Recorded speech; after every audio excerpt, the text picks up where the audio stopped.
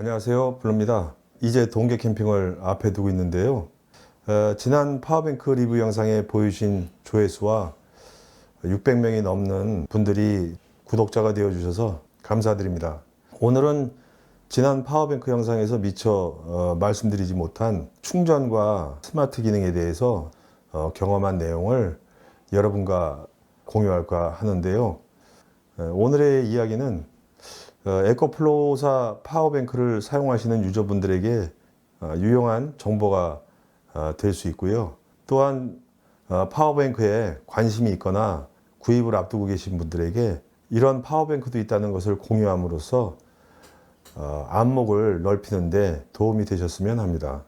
지난 파워뱅크 리뷰 댓글을 보면은 의외로 전기에 대해 이해도가 낮으신 분들이 많으신 것 같더라고요. 그래서 오늘 영상도 중간중간에 알기 쉽게 추가 영상을 넣었습니다. 자, 그럼 먼저 에코플로우사 파워뱅크를 가족용 전기를 이용해서 쾌속 충전하는 과정을 영상으로 함께 보시고 이야기를 이어가도록 해보겠습니다. 자, 영상 한번 보시죠. 에코플로우사의 리버 프로하고요. 그 다음에 엑스트라 배터리, 그리고 오늘 시연을 위해서 핸드폰을 준비해 놨습니다. 지금 현재 에코프로 상황을 보시면요, 여기 보시는 요 숫자가 사용 가능한 시간인데 99시간으로 나오는 거고요.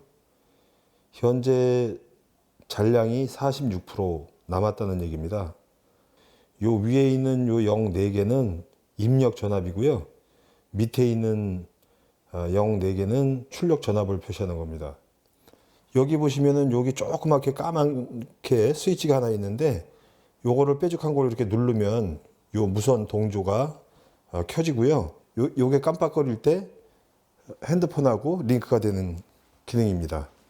지금 46% 남은 상태에서 전기로 충전하는 과정을 먼저 한번 시연해 보겠습니다. 좀 더 정확한 시연을 위해서 제가 이 파워를 한번 꺼 볼게요. 자, 꺼졌죠? 요거는 이제 메인 파워를 끈 상태입니다. 이 상태에서 전기를 연결하시게 되면요, 어떤 변화가 있는지 한번 보시죠.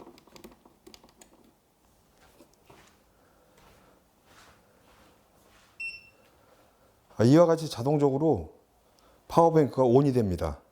지금 여기 변하는 상태는 300, 265, 200, 310 계속 올라가죠.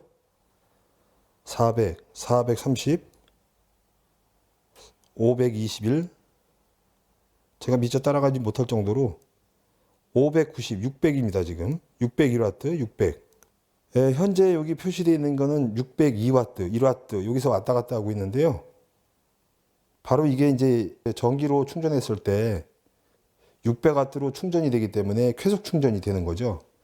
에코플로우사 파워뱅크의 특징인데요. 일반적인 파워뱅크는 100이나 150W 정도로 충전이 될 텐데 이거는 쾌속 충전 기능이 있기 때문에 지금 600W 이상으로 충전이 되고 있다는 걸 의미하는 거고요.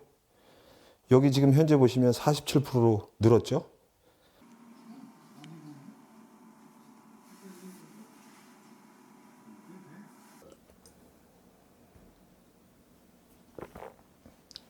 제가 준비한 영상은 잘 보셨는지요? 이 에코플로우사 파워뱅크는 파워뱅크 중에 유일하게 쾌속 충전이라는 기능이 있습니다. 제가 3주 전인가 캠핑을 노지로 갔습니다. 가는 길에 일정을 어떻게 잡았느냐면 첫날은 노지에서 캠핑을 하고 둘째 날은 자연휴양림에 가서 캠핑하는 일정으로 잡았는데요. 그 이유는 왜 그러냐면 노지에서 파워뱅크를 다 소모했을 테니까 그 다음날 휴양림에 가서 충전할 생각이었습니다. 첫날 로지에서 전기 매트 1인용 하나 하고요. 그 다음에 제가 보유하고 있는 페니타를 사용했는데요. 하루를 보내고 나니까 파워뱅크 잔량이 한 35% 정도 남아 있었습니다. 그 상태에서 그 다음날 자연휴양림에 가서 충전을 하려고 가정용 전기에다가 파워뱅크를 연결하니까 콘센트에 꼽은 지 수초 후에 자동으로 차단기가 떨어지는 겁니다. 여러분들도 잘 아시겠지만 오토 캠핑장이나 자연 휴양림이나 600W 이내의 전기 사용을 허용하고 있죠. 제가 다른 곳에서도 한번 충전을 해봤지만 그런 일이 없었는데, 제가 그날 간 휴양림은 거기 시설된 장비가 정교해서 그런지 정확하게 600W가 넘으니까 차단돼 버리더라고요. 그래서 제가 처음에는 좀 당황을 해서 파워뱅크가 이상이 있나 이런 생각을 잠시 해봤는데, 가만히 생각해 보니까 이 파워뱅크가 갖고 있는 기능이 쾌속 충전 기능이 있지 않습니까? 그래서 파워뱅크를 자세히 그 액정을 들여다 보니까 콘센트에 꽂고 100W, 200W, 300W 이렇게 충전량이 쭉 올라가는 거예요. 앞전에서 영상 보셨듯이 올라가다가 590이 넘어가고 그 다음에 600이 넘어갈 때쯤이 되면은 차단기가 떨어지더라고요. 그래서 저와 같이 이런 경험을 하실 경우에 많은 분들이 당황할 수 있기 때문에 오늘 이 영상을 통해서 제가 경험한 것을 말씀드리고자 하는 건데요. 일반적인 파워뱅크는 100에서 150W 정도로 충전이 되죠. 그래서 용량에 따라서 12시간을 충전하기도 하고 또 24시간을 충전하기도 하고, 또 어떤 파워뱅크는 용량이 큰 거는 이틀을 충전하기도 한다고 그래요. 에코프로 이 파워뱅크는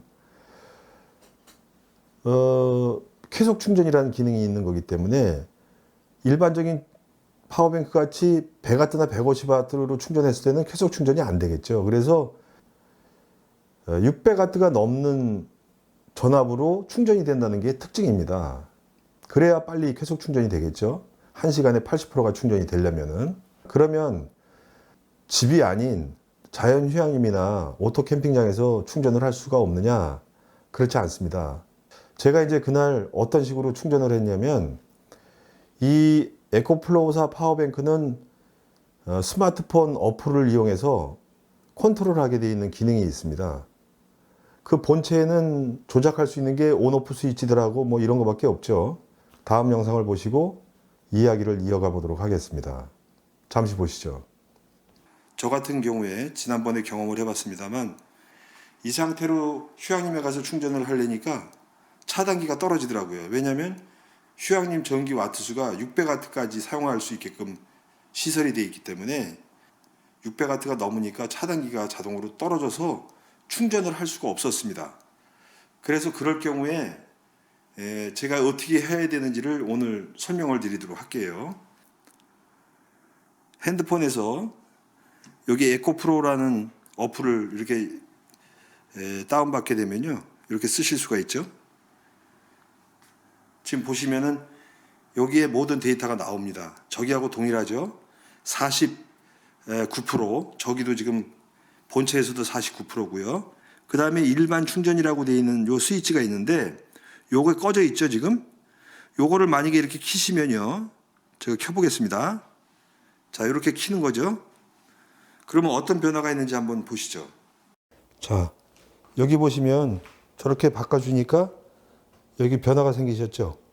110W로 충전이 됩니다.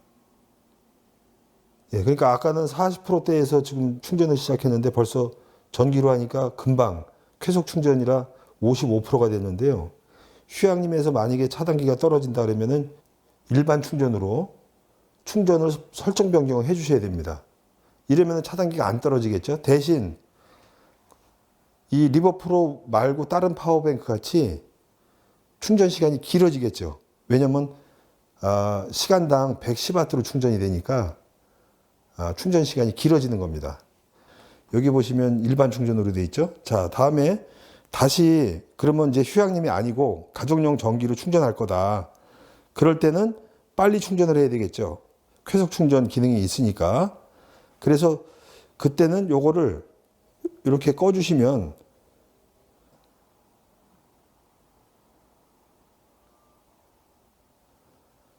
자, 저기 보시면 변화가 생겼죠?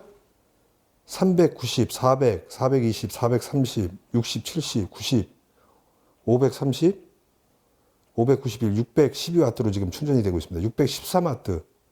자, 이와 같이 설정을 바꿔주심으로 해서 저기 리버프로에 충전되는 충전 와트 수가 변화가 생깁니다.